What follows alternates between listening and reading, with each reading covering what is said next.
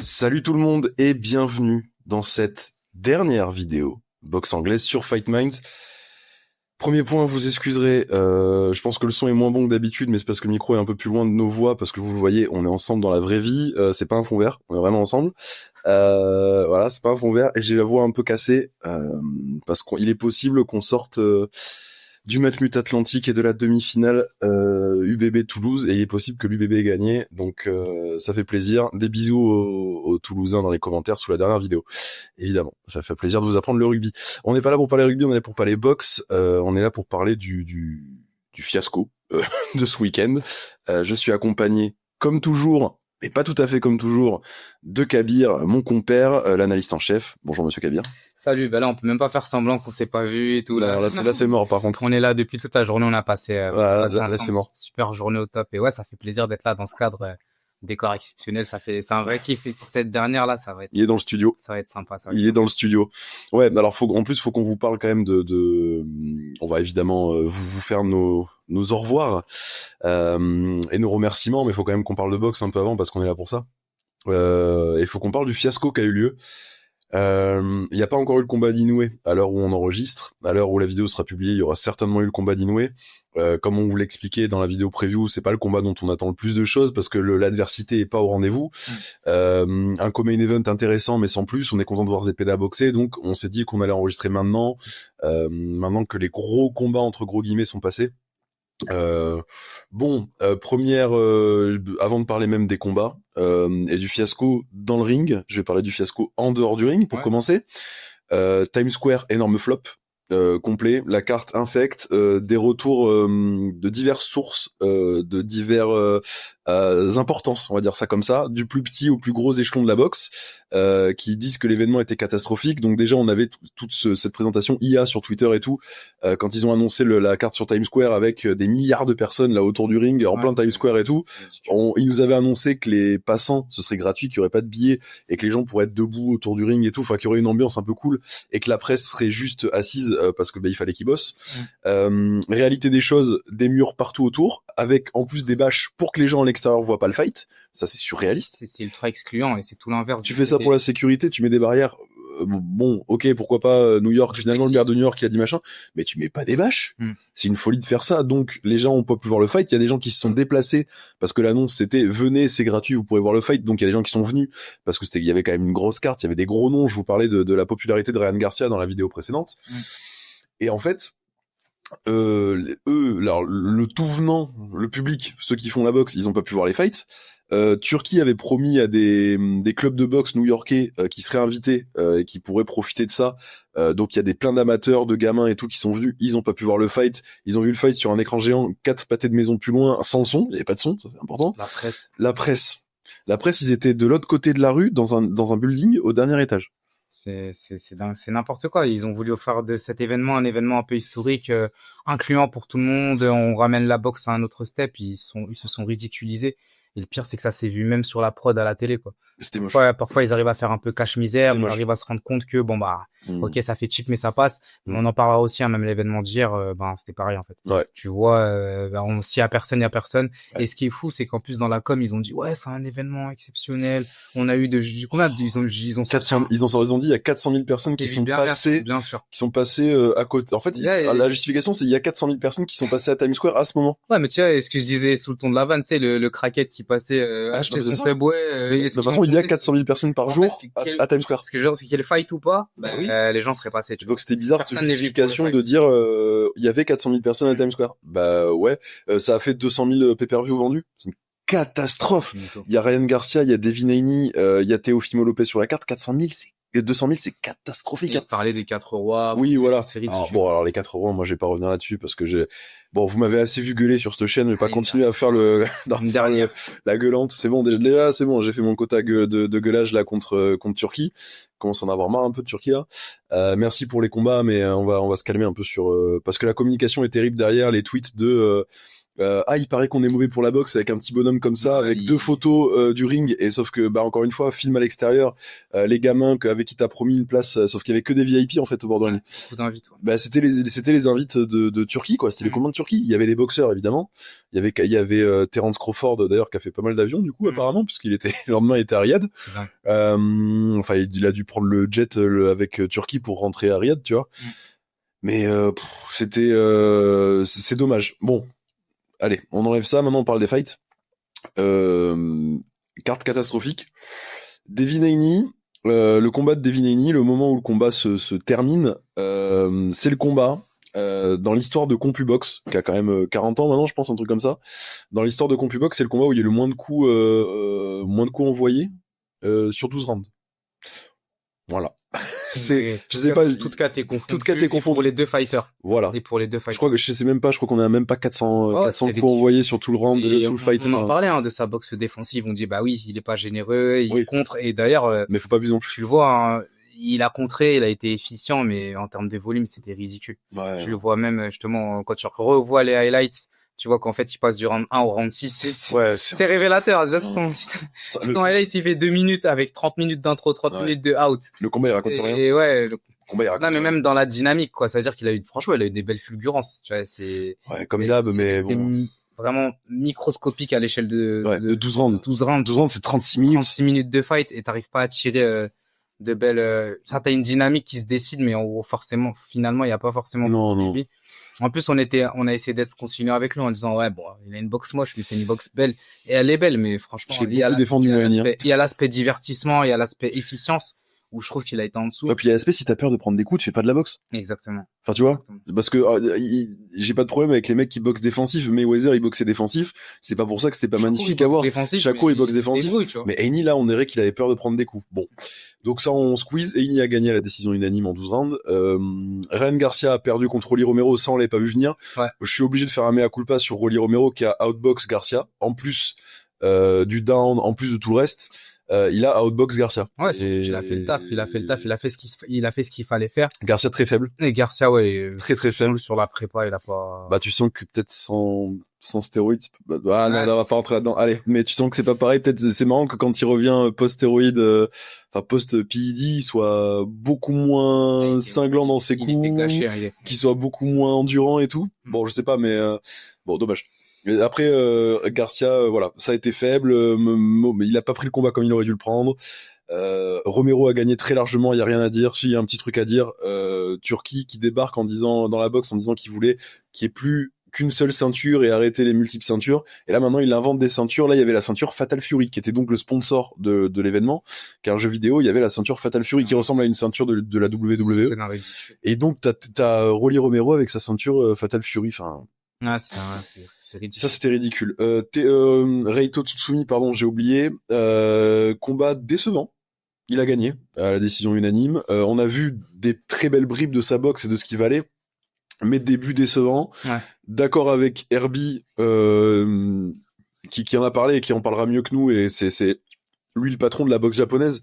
D'accord avec Herbie pour dire que, et c'est un peu ce qu'on vous a dit dans la preview, que passer directement à l'étape carte à Times Square, c'était peut-être pas la meilleure idée. En tout cas, dans le sens où ça aurait été incroyable s'il avait fait ça au Korakuen. Ben ouais. Ça aurait été bien, et on s'est dit, nous, c'est faire le cuir un peu. On a essayé, comment dire, on a peut-être vu le verre à moitié plein en se disant non, mais c'est bien, et c'est une exception. Donc c'est bien qu'il soit poussé directement peut-être à la scène internationale. C'est un peu, on va dire, une vitrine pour la boxe japonaise. Clairement. Mais je pense qu'il a été catapulté un peu trop tôt et que c'est un peu prématuré. Donc qu'il se fasse les dents un peu au Japon. Si la boxe japonaise elle est aussi efficace, c'est aussi parce que son système est efficace et bien rodé. Et typiquement le passer par le Korakuen et de faire le cuir avec des fans à moitié bourrés qui jettent des bouteilles de bière dans la gueule, j'en rajoute, mais c'est un peu ça le Korakuen quand même. Bah des fois ça marche pas mal. Et effectivement, alors encore une fois c'est très bien pour lui, ça prouve son potentiel de star et ça prouve l'attente que peut avoir le monde de la boxe chez ce gars, la confiance, et ça c'est très bien. Mais du coup début un peu décevant. C'est des débuts pro, on va pas lui tomber sur le coin de la gueule.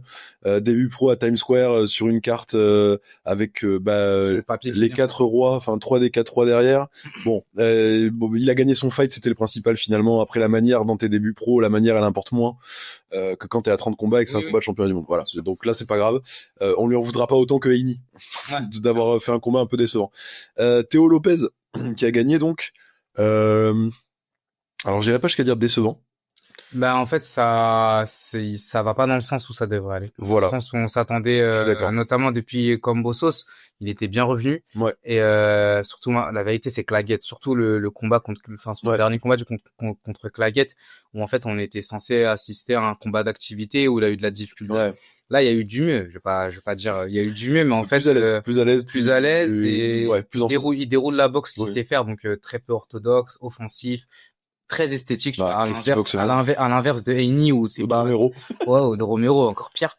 Donc c'est très esthétique, mais je pense que en termes de vraiment dégâts purs sur les 12 rounds, quand tu vois les 12 rounds, c'est un peu en dessous, quoi. Il y a trop de showboating. Et ouais, et moi j'ai pas de problème avec le showboating. Il a perdu pas mal de secondes, pas mal de moments. Il y a même des moments où il aurait pu, je pense, envoyer la gomme parce que j'ai l'impression qu'il en a encore dans le réservoir. Je suis d'accord. Mais qu'il a voulu faire un beau fight, faire du spectacle, c'est tout à son honneur. Ouais, mais je pense qu'à ce moment-là, il y a un juste milieu entre le showboating, entre faire trop de showboating et rien faire comme un petit Boot, il avait fait ça à un moment tu travailles. Boot, il nous avait grave déçu il y a une bonne année.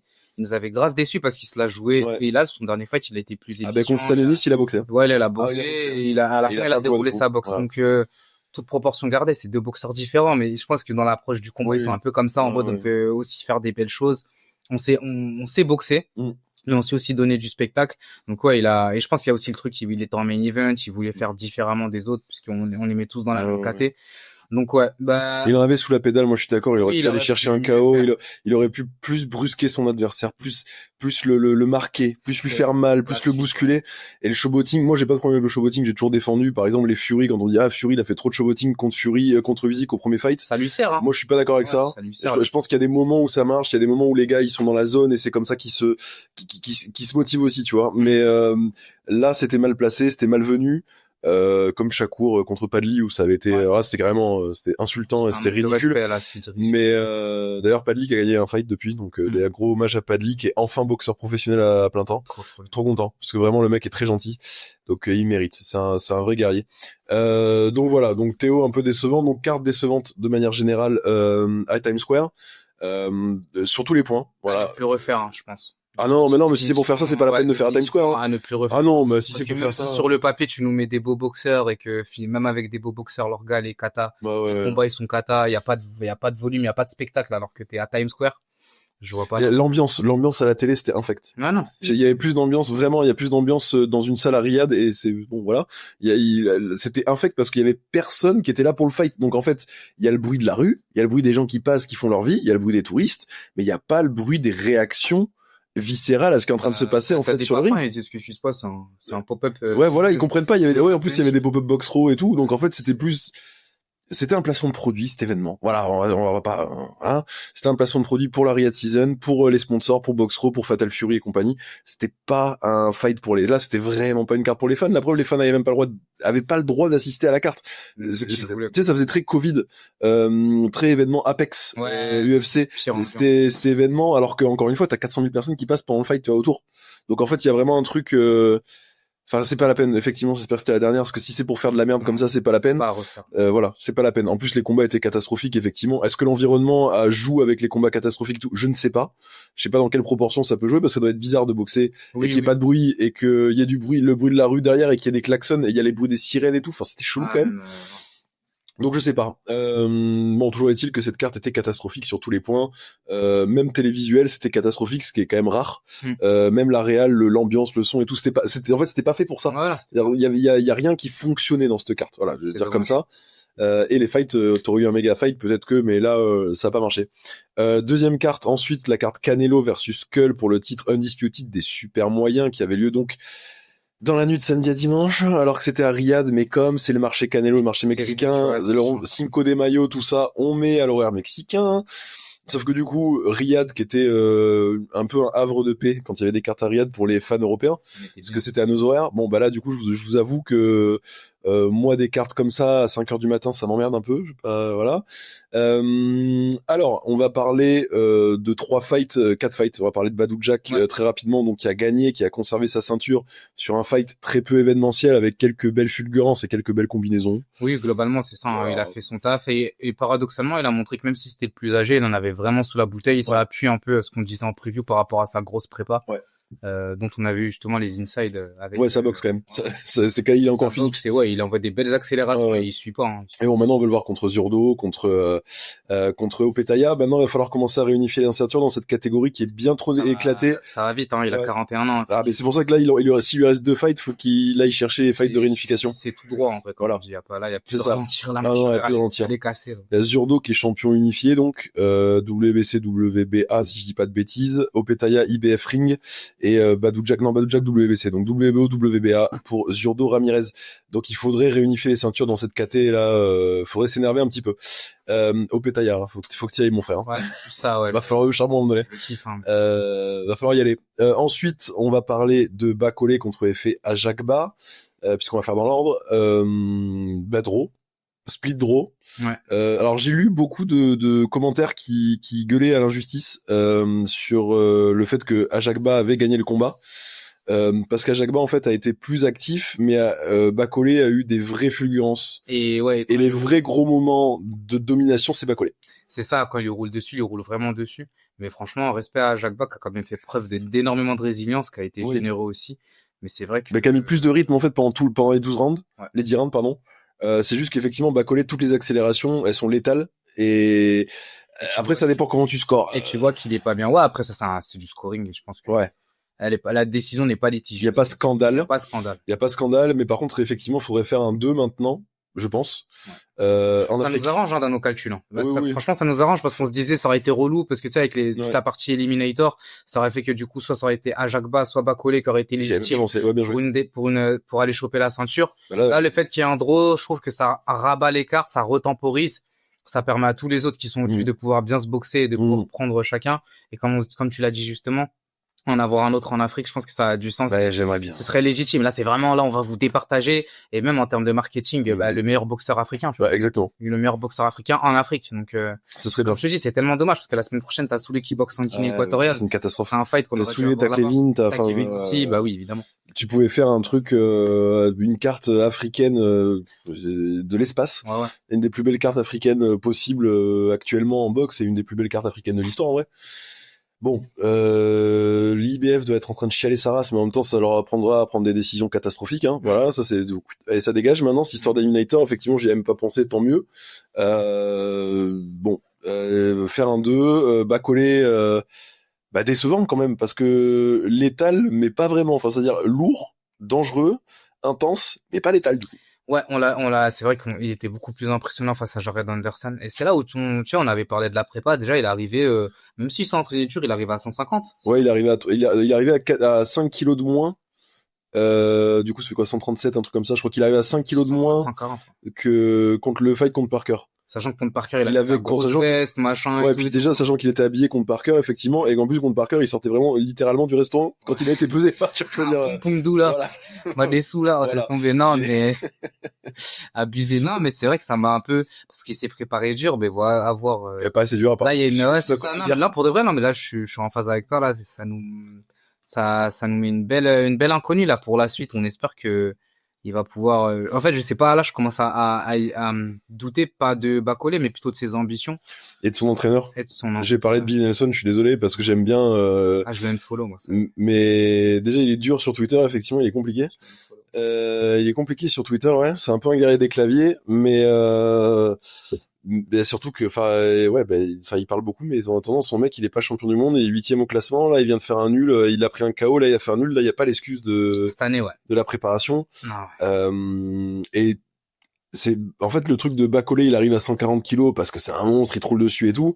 Bon là apparemment ça fait 2 fights d'affilée où arriver à 140 kilos c'était pas idée du siècle. Ouais, après franchement d'un point de vue contre Anderson il fait 15 kilos de moins. Ouais c'est ça. Voilà. C'est après on n'avait pas de doute sur la condition physique quand même, il a géré de bout en bout. Oui non mais évidemment. Et même à la toute fin il envoyait des belles accélérations. Évidemment. Mais on se dit que et les économes avec ses coups, il le fait intelligemment et tout, comme Gilles Zhang, tous ces mecs-là, ils savent qu'ils sont trop lourds, ils savent qu'ils vont pas avoir le cardio, voilà. Ils sont efficaces, faut qu'ils touchent quand ils lancent. Mais encore une fois, contre Anderson, il est plus léger et il est plus létal. Voilà. Être lourd, c'est pas, la puissance, c'est pas exclusivement être lourd. Il y a plein d'autres trucs qui rentrent en compte. Il y a la technique, il y a la vélocité, il y a l'explosivité, etc. Et être explosif à 140, c'est pas pareil qu'être explosif à 125. Il est trop lourd, Bakole en ce moment. Je suis moins calé que Billy Nelson et que Martin Bacolé pour parler de ça, mais je vous le dis, il est trop lourd. Voilà, il va falloir remettre les pendules à l'heure. Là, il faut qu'il perde 10 kilos et pour son prochain combat, qu'il arrive fit au plus fit qu'il puisse être. Ouais. Je pense à Fury Usyk, Fury Usyk 2, où Fury a fait la technique d'arriver beaucoup plus lourd et d'essayer de malmener Usyk, etc. Bah ça a pas fonctionné, ça a encore moins bien fonctionné que quand il était fit pour le premier fight. Donc bon, je pense que c'est trop facile, comme c'est trop binaire comme réflexion de dire mais il est plus lourd donc il va taper plus fort. Et j'ai l'impression qu'ils sont là-dedans depuis Jared Anderson. Ouais, et je suis en phase avec ça. En fait, il fait que prendre du poids depuis Jared Anderson. Et c'est pas forcément positif là en fait. On se rend compte que, et déjà même si on est chez les poids lourds, le résumé qu'a sa puissance, c'est réducteur, et donc là on se dit que là faut des ajustements. Là c'est un draw, on va dire il s'en est sorti, on lui a donné l'excuse de la non prépa face à Parker. Là, il a pas Parker, il prend quand même un KO au deuxième round. Enfin, c'est ce que j'avais dit à l'époque. J'avais dit, moi, le truc de la prépa. Bien sûr. Pour moi, c'était, si le combat, il dure moins de 6 rounds, ça touche pas trop Bacolé. Si le combat dure plus de 6 rounds, Parker est surpréparé, évidemment, qu'il va lui rouler dessus parce qu'il était surpréparé. Et par des vrais entraîneurs, par Lockhart, par Andy Lee, enfin, voilà. Bacolé, moi, c'est ce que j'avais dit. Effectivement, le fait de pas avoir de prépa et d'avoir fait 24 heures d'avion, ça rentre en compte. Mais il perd quand même au deuxième round.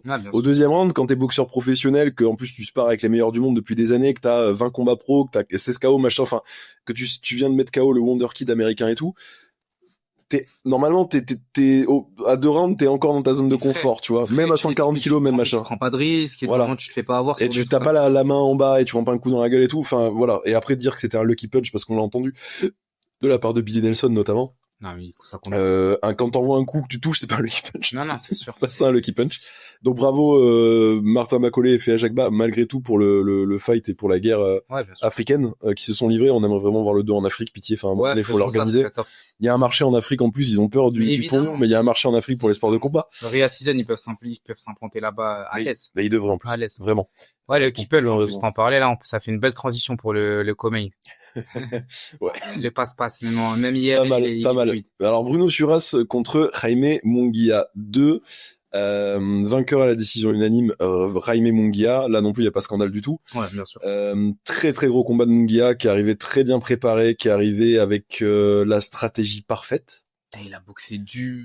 Ouais. C'était dur, hein. Il a pas laissé respirer. Il a pas laissé respirer. C'était dur, hein. Respect, évidemment, à Bruno qui a fait le fight, qui fait mort les armes à la main. Ouais, exactement. Et en fait, je trouve que ça fait bien vieillir sa première victoire. Je suis entièrement d'accord. Dans le sens où, ça montre que c'était pas un lucky punch, loin de là, que c'est un boxeur qui a tout le mérite. Et, justement, même si effectivement, il avait pas beaucoup de KO à son actif, 4 ou 5, il me semble. Ouais, c'est ça, 4, je crois. Ouais, voilà. En tout cas, il avait pas énormément de KO, mais en tout cas, sa puissance, elle était clairement pas à négliger. Et dans le premier fight, ça s'est vu. Dans le deuxième, un peu moins forcément, parce qu'on avait un gars qui était beaucoup plus préparé, qui a travaillé. À mon sens, il a pas eu à galérer à cutter comme sur le premier combat. C'est sûr. Et donc, il est arrivé prêt physiquement, techniquement, et il a déroulé sa boxe. Et quand je dis déroulé, il a vraiment imposé un gros rythme. Dès le début, il a été prudent sur les 3-4 premiers rounds, et puis sur la deuxième moitié. Tu sentais qu'il avait peur de la prendre là. Et je pense aussi. Ouais. La deuxième moitié de combat, il a commencé à sentir l'aise. Flashback du Vietnam. Ouais, je pense qu'il a eu la peur du chaos et tout. Ouais. Et il avait sa main gauche constamment collé. Puis après, derrière, il a fait dérouler sa boxe. Et en fait, c'était un matraquage, quoi, tu vois. Ouais. Vraiment travail de sable sur le long terme. Et même quand ça passait dans la garde, tu vois que Bruno, c'était dur, hein. Prenait du dégât, quoi. Et à la fin, je pense qu'en termes de solution, c'était compliqué. Même, tu pouvais pas forcément contrer parce que le mec, il a toujours le même, toujours un gros rythme, pardon, pas forcément le même, justement, il cassait le rythme, mais toujours un gros rythme. Et donc, ouais, compliqué. Cadrage magnifique aussi, super manière de casser le ring, de gérer à distance. C'était compliqué pour Bruno, en tout cas. Donc, ouais, Jaime Munguia, il a fait le fight qu'il fallait.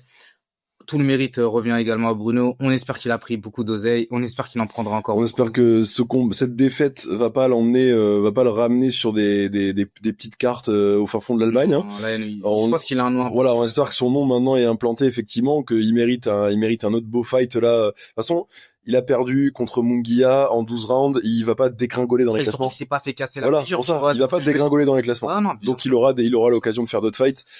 Munguia, très beaux ajustements. Aussi, parce que c'était pas sa caté de base. Non, il y a ça aussi. Il y a des sujets aussi. Il peut redescendre en moyen, mais bon, c'est ça. Très beau combat de Munguia. Bravo pour l'adaptation stratégique à tout son staff, pardon. Bravo à Bruno évidemment d'être mort les armes à la main et d'avoir été au charbon, et c'est tout ce qui compte. Vraiment, en plus, moi pour l'instant il y a 2 fights qui sont à 1-1, sauf qu'il y en a un qui a gagné par KO. Donc moi dans mon livre Bruno est devant. D'ailleurs, est-ce que tu vois l'intérêt d'une trilogie? Non. Non, Munguia a trouvé la solution là. Ouais. Il a trouvé la solution. La trilogie, ça pourrait être que mauvais pour Bruno, parce que vraiment, non, il a là maintenant, il a son numéro, comme on dit.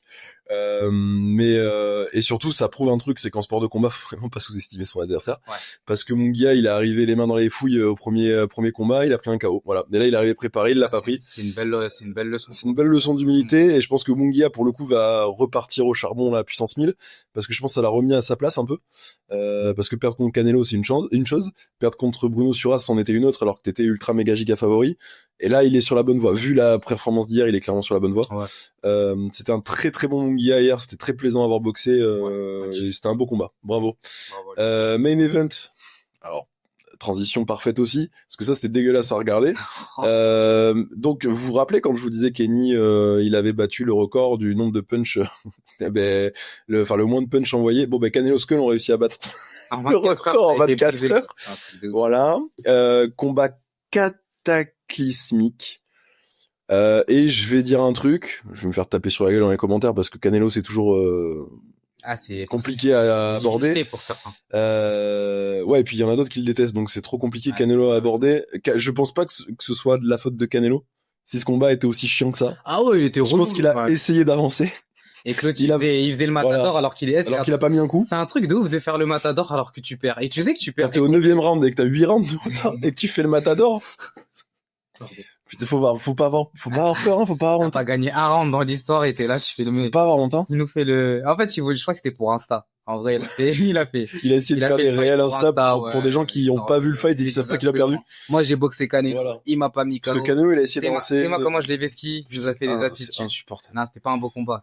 C'était prévisible. Il y avait 2 galaxies d'écart. Canelo, il a essayé d'avancer. Quand il accélère, quand il met son crochet gauche, pour moi, c'est toujours pareil. Pour moi, il est peut-être moins puissant parce qu'il a 34 ans, qu'il vieillit, que machin, qu'il a 70 combats dans les pattes et tout. Mais pour moi, il y a toujours ce truc Canelo il est rude. Tu sais que tu le mettras pas KO. Ouais, mais ça, c'est... Canelo, c'est admis. Il a boxé depuis Golovkin, il boxe 3 fois Golovkin, il prend des contres, des patates dans la gueule. Alors, il a perdu le premier fight, je suis d'accord, enfin, je veux dire, c'était pas un draw, il a perdu le premier fight, c'est un scandale. Mais par contre, ils vont pas de KO. Factuellement, il bouge pas sur les coups de Gennady Golovkin. Il ne bouge pas, il les prend dans la gueule. Et pareil pour Golovkin, qui prend les énormes cartouches d'ailleurs, si vous avez jamais vu Triple G contre Canelo, 1 et 2, parce que le 3, on s'en fout. Si vous avez jamais vu le 1 et le 2, foncez et faites-vous les deux à la suite, les 24 rounds. Si vous voulez voir ce qui se fait de mieux dans les super moyens, depuis, longtemps. Depuis, là, pour le coup, depuis l'époque Hagler et compagnie, je pense vraiment, si vous voulez aller vous faire un kiff monumental, combat générationnel. Hein. Ouais. Et donc, voilà, enfin, si vous l'avez pas vu. T'en as qui sont tombés amoureux de la boxe. Je pense que les gens m'a gêné. Légendaire. Les gens de ma génération sont tombés amoureux de la boxe grâce à ce combat-là. Ah, tu m'étonnes. Deux monstres agressifs, deux monstres de puissance, de technique, deux mecs qui sont à des milliards d'années-lumière de la compétition. C'était le Better Beef Bivol de l'époque. Ouais, l'instant classique. Enfin, en fait, quand ceux qui l'ont vécu, ils ont dit, là, t'as assisté à un moment, un peu comme quand l'UBB se qualifie en finale de... Oh là là. Pardon. La passe décisive. Je me permets. Désolé, tous en commentaire, mais bon, après, on peut vous apprendre à jouer au rugby, on donne des cours le dimanche. C'est la dernière, on est en roue libre. Et, non, du coup, combat infect, Canelo qui gagne la décision pendant 12 rounds, on va pas décrypter le combat parce qu'il y a rien à dire, il y a pas eu de coup, il y a pas eu d'échange. Pas de volume, mais c'est, rien à dire. Mais après, ça dépend de la perspective, encore une fois. Certains diront Canelo, contre un mec comme ça, comment ça se fait qu'il ait pas réussi à le coucher? Ah, si le mec, il faut être deux pour se battre. Ouais, si le mec en face, il veut pas se battre, tu veux être battre, c'est pas ça. Quand tu regardes le fight, tu vois, qu'est-ce que la refus? Alors, clairement, il a refusé le combat, c'est chiant. À mon avis, il voulait pas prendre son KO, il voulait faire ses beaux highlights, il voulait prendre son billet. Perdre son billet pour recommencer à combattre en étant clean, tu vois. Ça, sortir du ring le moins cassé possible. Ouais, c'est ça. Histoire de profiter de la Canelomonie. Ouais, c'est ça. Mais non, en gros, c'est un combat oubliable et ça nous fait embrayer peut-être sur le fameux sujet qu'on a eu sur le retour avec les combats d'activité. Est-ce que tu préfères avoir un gros combat? On en a parlé d'ailleurs dans notre preview, mais un gros combat tous les ans et demi ou quatre combats comme demain avec Inoue qui va boxer un mec. Mais ça fait une transition magnifique en plus parce que du coup ça a été annoncé officiellement avec la date et tout, le Canelo Crawford 17 septembre je crois. 12 septembre. Donc ça a été annoncé officiellement, il y a eu le face-off dans le ring avec Turki qui tenait Crawford par la main. Donc ça a été annoncé. En fait, du coup, Crawford, il est dans cette phase de je boxe une fois par an, du coup. Là, c'est ça, depuis Je boxe voire que des une fois tous les 2 ans. Par contre, tous les combats sont légendaires. Ah ouais, non. C'est que des combats qui font la une de The Magazine, tu vois. On parle de Legacy, tout ça, ces termes-là, mais là, le tableau de choses qu'il est en train de se faire là depuis. Ah, lui, il est sur Road to Legacy, là, pour de vrai, lui. Putain, il a la suite, c'est. Ouais. Si il arrive à avoir Canelo, et c'est clairement possible que genre sur le papier, sachant qu'en plus on en a eu des fights on en a eu des fights de Crawford, on se disait 50-50 sur le papier. Spence Crawford, t'avais la moitié qui disait que Spence, en fait c'était ultra polarisant ce combat-là. Ouais. Et Crawford, il a fait taire tous ceux qui pensaient que... Même contre Madrimov, il a fait un combat extraordinaire contre un mec qui est plus physique. Et là, en fait, le truc, moi, c'est le seul truc qui me fait peur, effectivement, c'est la différence physique. La dimension physique, Canelo est vraiment beaucoup plus solide. Il est pas beaucoup plus grand, vous l'avez vu pour le face-off, ceux qui ont eu le face-off, mais ils se font la même taille, les gars. Mais par contre, Canelo est beaucoup plus physique, il est beaucoup plus lourd, et je sais pas la méthode, la stratégie que va adopter Crawford, mais tout ce qui va être clinch, combat au corps à corps, là où Crawford est quand même pas mauvais, je pense que ça va être très complexe à gérer pour lui, parce que Canelo, c'est solide, ça tape fort et vite, ça contre très bien. On va avoir un duel de les deux meilleurs contreurs peut-être des catégories avoisinantes, quoi, dans les moyens. Canelo pour le combat contre Crawford, il se retrouve face à un casse-tête chinois. Après, faut savoir qu'il a perdu 2 fois. Les 2 fois où il a perdu parce qu'il faisait que de manquer contre Mayweather. Ouais. Et il a perdu parce qu'il prenait trop de volume face à Bivol. Ouais. Donc Crawford, je pense qu'il est capable de faire les deux. Mais dans tous les cas, sur la partie défensive, la partie justement littéralement la partie d'échec qui va se jouer entre les deux le 12 septembre. Ah ouais. Crawford, il a clairement la possibilité de choquer Canelo. Et donc là, ça va être une grosse opposition. Je pense que Canelo va être favori par définition, parce que c'est Crawford qui vient le chercher dans sa KT, là où Canelo est le roi, double undisputed, champion du monde depuis 6-7 ans dans la KT. Donc clairement, Canelo sera favori. Et ce sera pas délirant de dire que Canelo est favori. Par contre, il faudra pas sous-estimer Crawford. Et surtout, Crawford, le road to legacy, parce qu'on rappelle que s'il gagne le fight, c'est triple undisputed. Undisputed dans 3 KT différentes. Et il a pas pris des chèvres, pour l'avoir, l'undisputed. Ah non. Et le Crawford, du coup, déjà undisputed dans 2 KT. Donc on rappelle qu'ils sont pas très nombreux. Ils sont 3 chez les hommes, pardon. Le top 3 du pound for pound, littéralement. Usyk, Inoue, Crawford. Le top pound for pound c'est Crawford premier, mais alors là il est même pas le début d'un débat. T'es triple undisputed, en sachant que là en plus il saute encore une KT. Donc là il est passé des welter au super welter. Il a fait un combat champion du monde en super welter WBA contre Madrimov. Là il repasse direct à la KT d'au-dessus. Donc en fait il aurait été undisputed dans 3 KT, mais il y a 4 KT d'écart. Enfin, je sais pas si les gens se rendent compte. C'est un truc de fou. C'est un magicien, un sorcier. C'est même pas magie, c'est de la sorcellerie. Moi, actuellement, il est dans le top 2 de mes boxeurs préférés à regarder combattre. Il y a Usyk et lui, en termes de qualité de boxe, d'élégance, de ce que j'aime dans la boxe, en fait. Et je pense, je sais même pas si Crawford est pas premier. Dans moi, ma sensibilité pour la boxe, je sais pas si Crawford, c'est pas mon boxeur préféré actuellement. Dans ce qu'il propose. Clairement, en tout cas, il fait le spectacle. Je pense que, il fait taire tout le monde. Ah, c'est ouf. Tu peux pas débattre. C'est difficile de parler contre lui. T'as des combattants qui sont polarisants pour X ou Y raison. On parlait de Canelo à l'instant. Mais Crawford, il met tout le monde d'accord. Et il brise des records. Et il crée l'exploit. Et là, en fait, on se dit. Et il a 36 ans, non? Ouais, même un peu, peut-être 37. Enfin, en gros, il est vraiment. Il est vraiment fin de carrière. Il est plus tout jeune, quoi. Non. Et je me dis, mais qui va l'arrêter, en fait? Si c'est pas Canelo, personne. De toute façon, je pense qu'il prend sa retraite après Canelo, parce que le chèque va être énorme. T'es triple undisputed, tu fais quoi dans la vie?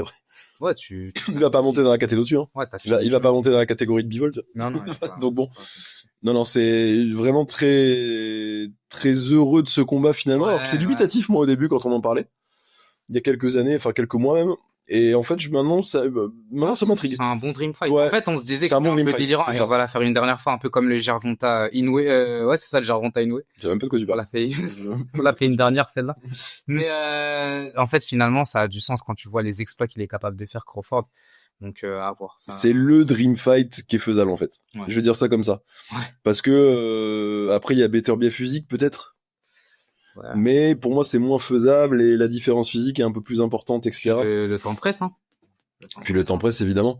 Pour moi, actuellement, quand on parle de dream fight, vraiment de fights qui sont quasi impossibles à imaginer, pour moi, c'est le dream fight aujourd'hui qui me fait fantasmer. Ouais. Effectivement, Inoue contre Gervonta, j'en ai rien à foutre. Ouais, non, mais après, en fight qu'on aimerait, je pense à justement Inoue contre Bam. Ça, ouais, mais ça, c'est moins des dream fights, parce que voilà, tu sais que ça va arriver, en fait. Faisons 2 ans, voilà. ça va se faire. Alors que Canelo Crawford, tu m'aurais dit il y a un an, j'aurais jamais cru.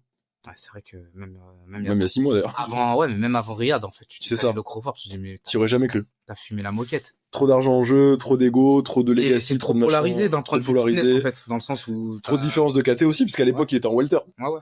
Et on parle d'un welter contre un super. Il avait, par exemple, il y a quelques années, il avait boxé quoi? Quand il avait boxé Caleb Plant, il était en quoi? Il était en Caleb Plant, c'est super middle, hein. Super middle. Et quand il était monté, il avait fait un combat, je sais plus c'était quel. C'est contre Kovalev.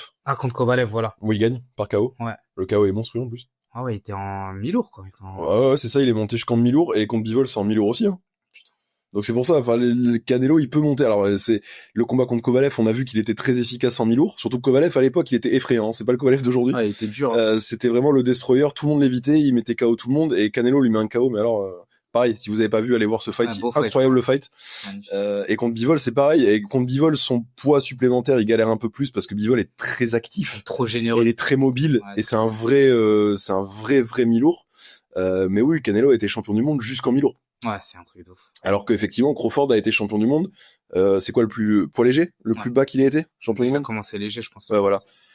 Pardon. Donc il a été champion du monde en poids léger contre un mec qui a été champion du monde en mi-lourd. Techniquement, c'est ça. Après, c'est beaucoup plus complexe que ça. Non, mais c'est vrai que c'est délirant. Mais c'est ce qu'on peut vous vendre. Ouais, c'est ce qui est délirant, voilà. Mais en tout cas, et ça va se faire, et quand ça va se faire, ça va être dingue. D'ailleurs, je suis curieux d'avoir de rapidement avoir le line-up, en tout cas la carte globale, quoi. Ah, mais j'espère que ça va être la carte du siècle, hein. Ouais, je pense qu'ils vont nous faire une belle carte. Faut y aller, à un moment donné, ouais, je pense qu'ils vont nous faire une belle carte. Ah ouais, et puis faites-le dans un genre Las Vegas ou un truc comme ça. Ce serait dingue. Ouais. Ou au Mexique, je m'en fous, mais le faites pas à Riyad. De toute façon, je pense que ça a été annoncé, ça. À mon avis, c'est à Riyad, mais bon. Le faites pas à Riyad, le faites pas Times Square, je sais pas quoi, pas un truc chelou, là. Vous me faites ça au César Palace, là, putain. César Palace, MGM, classique. Ou encore dans un stade à Mexico, j'en sais rien, à Guadalajara, là. Tu dis, allez-y, là, mais putain, mais me faites pas des trucs bizarres, là. Enfin, bref. Évidemment, on attend vos commentaires. Ce sera la dernière fois, mais on attend vos commentaires. Non, on vous lira. Ce sera la dernière fois.